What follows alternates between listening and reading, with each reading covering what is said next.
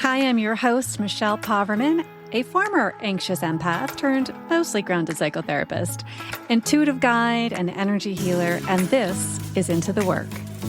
And it isn't just a podcast, it's your actual invitation to break free from old patterns, end the cycle of your self-abandonment, and finally step into the life your soul has been craving.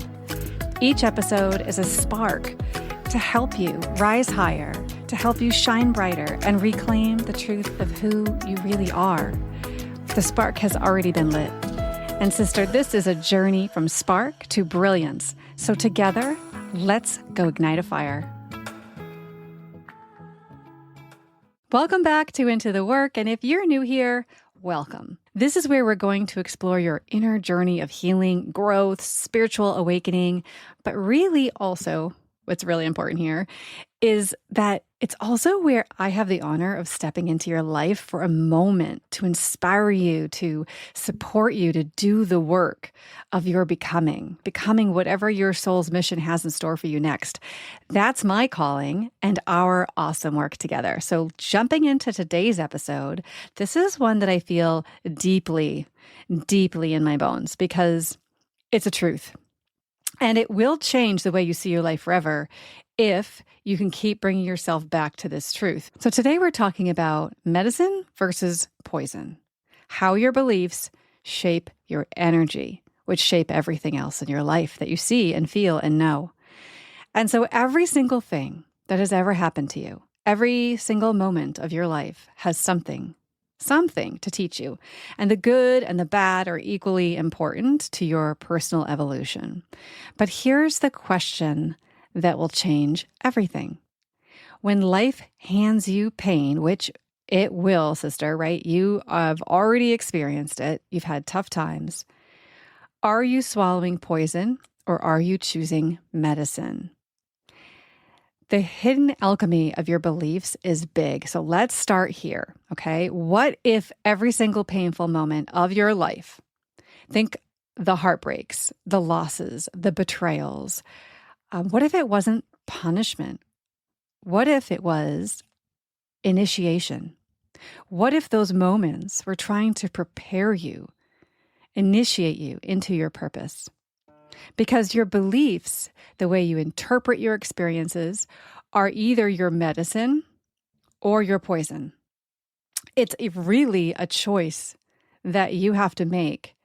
And likely, there are times in your life looking back that you were choosing poison at some point because you didn't have the wherewithal to say, wait a minute, let me see what my options are here, right? The way you think about what's happening to you literally shapes your energy field. It either expands you or it constricts you. So as you listen today, I want you to reflect. I want you to think of one painful moment in your life. Think of it right now. One painful moment that happened in your life. And there are many. Just see what comes up first. I bet it's coming to you right now. It's already here, right? Because these things don't go far. Something that hurt you deeply, that maybe still lives in your body, that still feels a little alive, a little ouchy, right?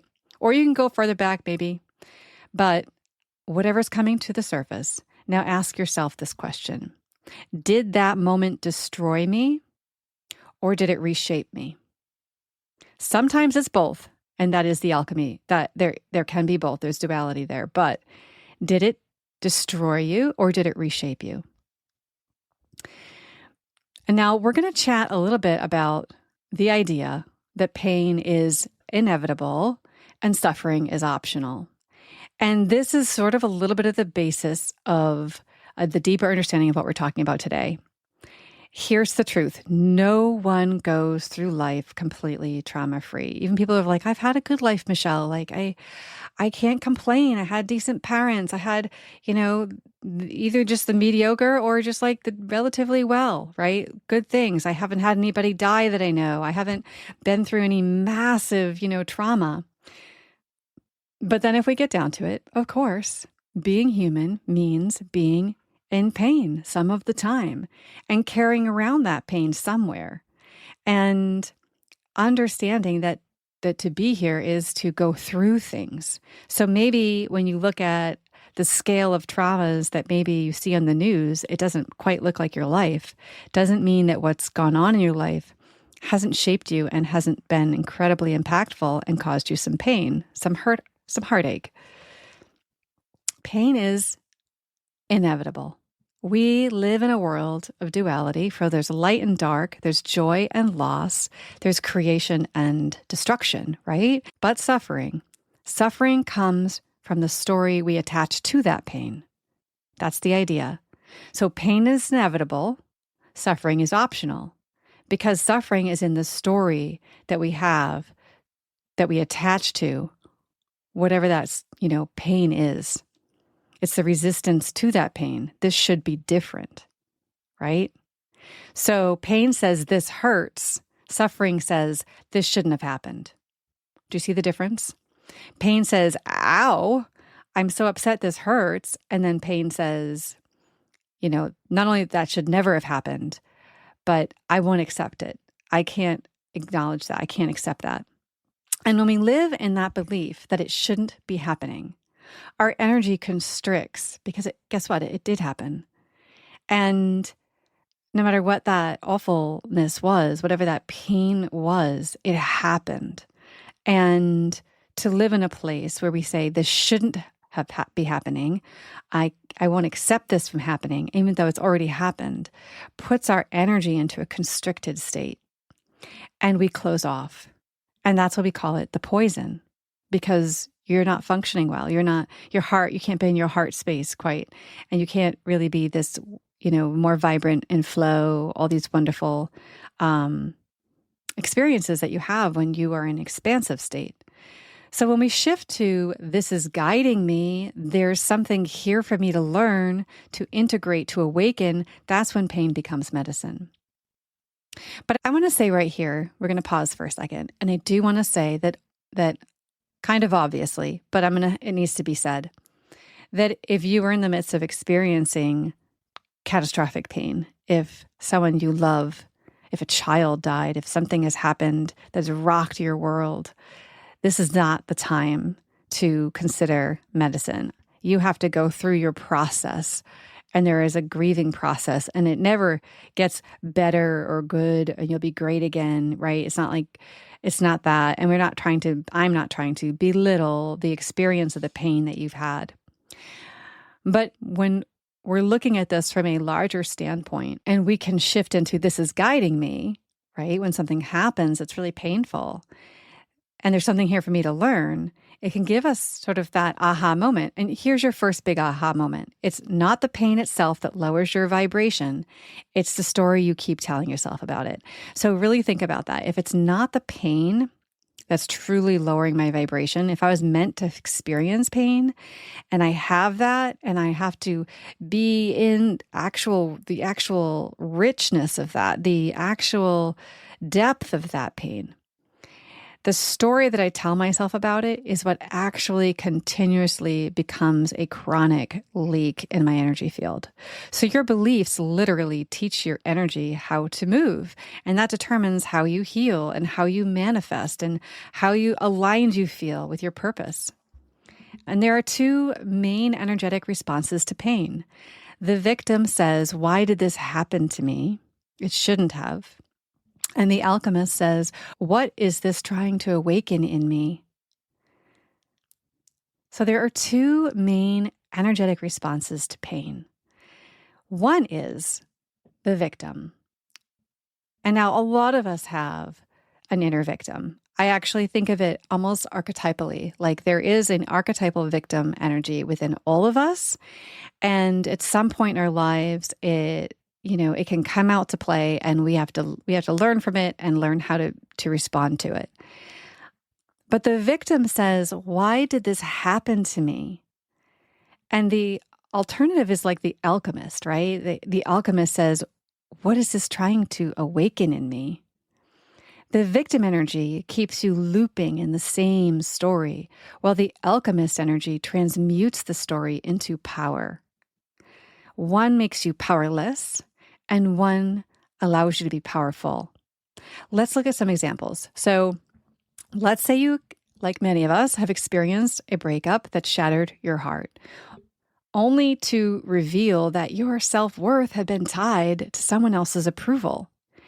And you didn't realize that was even going on until your heart shattered into pieces and you were realizing the part of the pain had been in that relationship had been tied to how much your self-worth was invested in that, right?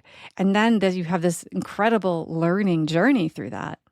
Or maybe you experience job loss, right? This is happening so much right now, has been for the last few years. And job loss can feel incredibly triggering. It can feel lonely. It can feel like your worth is at question. How valuable am I? All those things really start getting muddy in the works. And then we could also see for that same person that lost their job that they finally have this glowing opportunity to follow their soul's calling.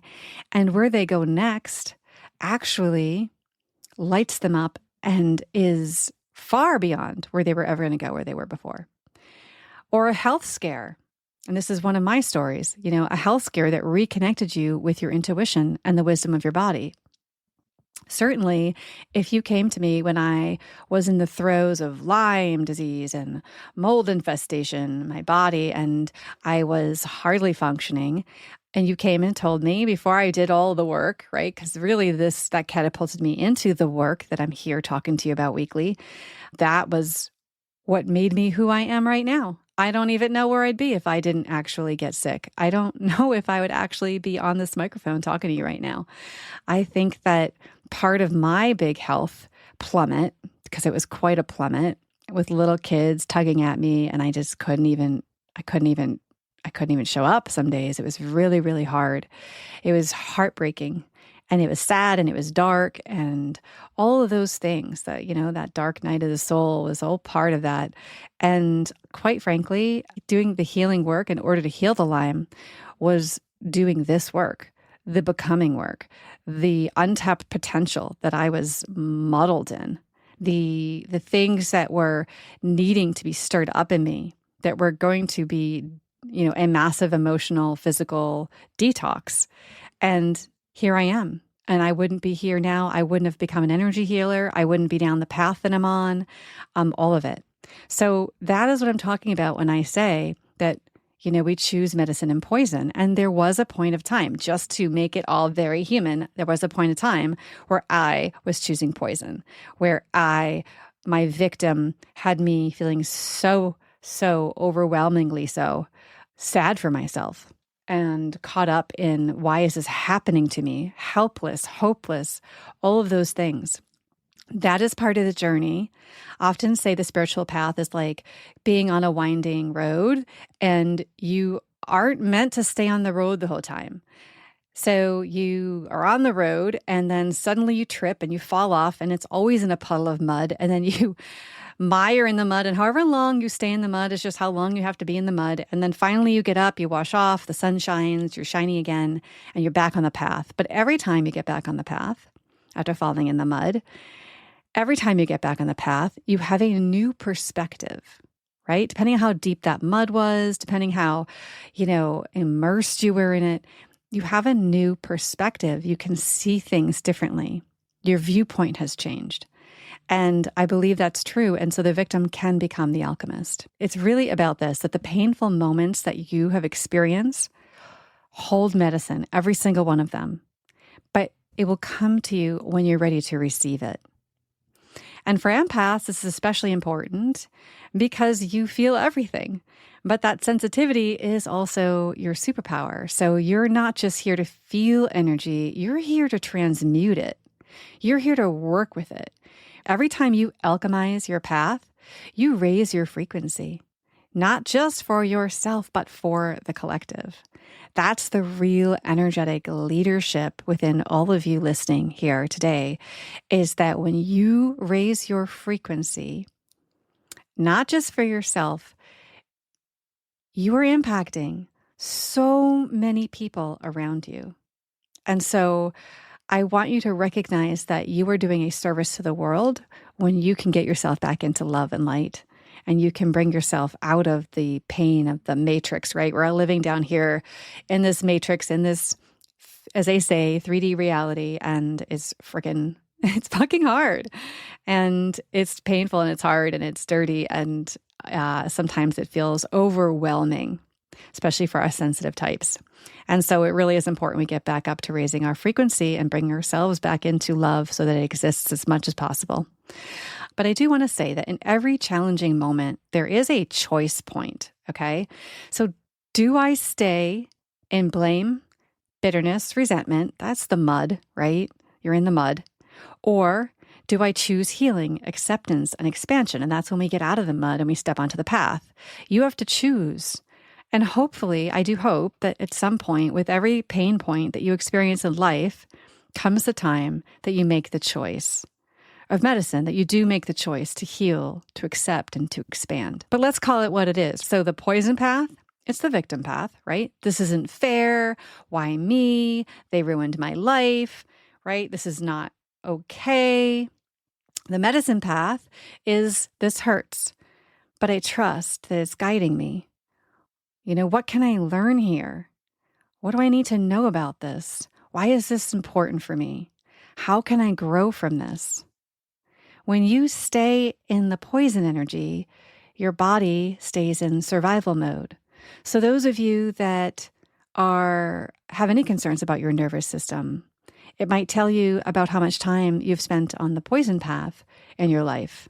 I'm not saying it's a definite correlation, but it definitely makes a difference. So your nervous system stays activated, your intuition dulls, and your vibration stays low. So when you choose medicine, your body softens, your energy expands, and your system, it begins to heal. It feels good to take radical responsibility, to own, the choices you have made, and to own where you are at, and to say, I want more. I want medicine. I want to learn. What can I learn here from this conflict that I'm in? And then the brilliancy of it is that when you start choosing medicine more often and you start really activating, it really is an activation. I want you to think about this as an activation in your body. When you start saying those questions that I just posed that are the medicine, you stop looping in survival. You start living from your soul. You start getting out of that survival mode. And it really is almost like a calling of your energy back to the body, right? When you're like in survival mode and your nervous system's activated and you're like, this isn't fair, why me? And there's hopelessness and powerlessness, your energy is scattered and you're not embodied and you're not fully in the body. And that's why we have a lot more of illness and things like that energetically can come up in the body that turn to physical issues. So your pain is also kind of like your purpose compass, let's say. So the moments that have broken you are also the ones that have revealed who you're becoming. Your pain is often the portal to your purpose. Look back on the hardest lessons of your life, okay? What themes keep showing up? Is it rejection? Is it abandonment? Is it not being seen? Is it not being chosen?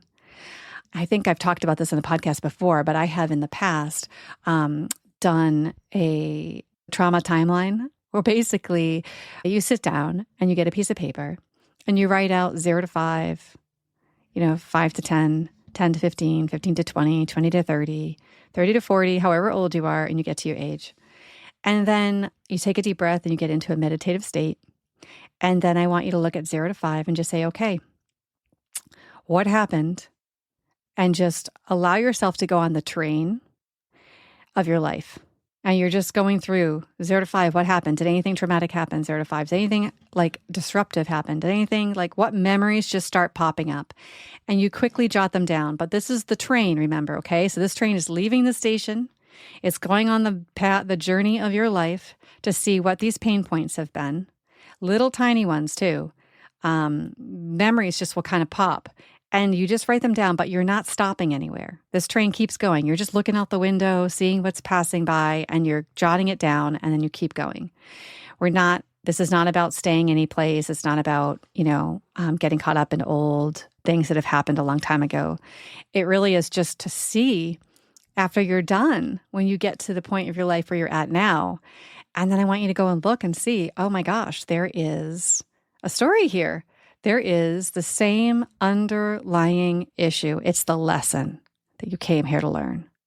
It is the lesson you came here to learn. And there is something that this life is trying to teach you. Those reoccurring patterns are your soul's curriculum. Life will keep showing you the same lessons until you integrate them. And just in case you're interested, I have a really great episode, number 67, Your Soul Curriculum, What Your Life Patterns Are Trying to Teach You. That's number 67. Highly recommend that if you're feeling like this is speaking to you and you want to go dive deeper into that, because that's a really wonderful way of looking at it, right? This is medicine. This is a soul curriculum. And I think it's true that life will keep showing you the same lessons until you integrate them. And once you do, that becomes part of your medicine for the world, right? So try this reflection right now. What has life been trying to teach me through my pain? Okay? Just think about that. What has life been trying to teach you through your pain? Just sitting here listening to this, can you already start to feel like what the storyline is probably going to be? Like, can you already kind of feel like there is a consistent lesson that keeps happening in my life of a certain nature, right? And then ask yourself, where have I been resisting the lesson? Is there any way that in your life that you are resisting the lesson? And if I believe this was happening for me, what would shift? Just put that out there. If I look back at this pattern, this curriculum, this likely story that you're going to find about yourself, right? That this life is trying to teach you something. What would happen if you started to believe in that this is happening for me instead of to me, right? And your answers just hold gold here. So when you get done with this, if you want to sit and just really think about that, you can probably get something pretty cool out of it. And I highly recommend it. So turning poison into medicine is a practice. So how do we do this in real life? Here are a few practices that help you transmute pain into power. 1, we have to be aware. You have to catch the victim story in real time. When you notice yourself saying, why me? Pause and breathe. You can't fix anything. You can't change anything. You can't do anything about anything except in the present moment. You can't do it in the past. You can't do it in the future. Those things don't exist. Not really. The only thing you really can do is show up right here, right now, in the moment while it's happening. And slow down. The second step is the reframe. You catch yourself in that victim story. You slow it down, right? You notice it. That's the awareness, just noticing, observation, awareness. And then you reframe. What is this teaching me about who I'm trying to become? What is this trying to teach me? Then the ritual comes, right? So there's the awareness, the reframe, and then some sort of action. You can take 10 minutes to just write it down. If you're at your computer, you can just type it out. I want you to write down the pain story. So-and-so did this to me. This happened. This is, the betrayal, the failure, the rejection. And then I want you to rewrite it from your higher self's perspective. And you're going to answer the question, what medicine did this carry for me? What did this awaken in me? What could this still awaken in me? And that is big stuff right there. If you're able to actually allow yourself to say, yeah, this isn't what destroyed me. Remember we said that in the beginning. Did this destroy you? Or did it reshape you? Right? And so now we're just getting into that ritual where we actually bring in the higher self perspective and we ask what medicine it carried and how it awakened you and how is it going to reshape you continuously? How is this curriculum reshaping you? And then embodiment is just the last step. Like take one aligned action that honors the lesson, right? I don't know what that is, only you can, but maybe it's setting a boundary, asking for help, or finally saying yes to something your soul has been nudging you towards, right? Like, what is your soul trying to get you to do? What's important to you? And then try to embody that by taking an action step. But you won't be able to do that if you don't Get clear on what is happening in real time, reframe it so that you can ask that question of who am I becoming? What is this trying to teach me? The ritual of getting the new perspective from the higher self. What medicine is this carrying for me? What is this awakening in me? And then that last step of just aligning the action that honors the lesson, right? Setting a boundary, asking for help, whatever else you can think of that really comes in alignment with what you need, what your soul is nudging you for. And every time you do this, you shift your frequency from contraction to expansion. You take back your power. And sister, I'm telling you, that is the best. That is just the best feeling when you get out of that constricted state, which is not heart opening. It is not allowing you to be your highest self. You take back your power and you stand in your expansion. Sometimes it means forgiveness. Sometimes it means a list of things, but only you will know what it takes. So let's anchor this in for a moment. And, I really like to give you guys a little experiential thing. So let's anchor this in for a moment. If you can just close your eyes, and if you can't, if you're driving, that's okay. Just go ahead and take a nice deep breath. And I want you to imagine all the stories, all the pain, all the why me's, those moments sitting in front of you as like a dark cloud. And now I want you to imagine as that dark cloud is around you, all the times, all those victim experiences, all those times you felt powerless and helpless and hurt and confused. I want you to imagine that dark cloud all around in front of you. And then I want you to imagine next that as you breathe in, you get strength. And as you breathe out, you breathe light directly into that cloud. I want you to see it begin to transform.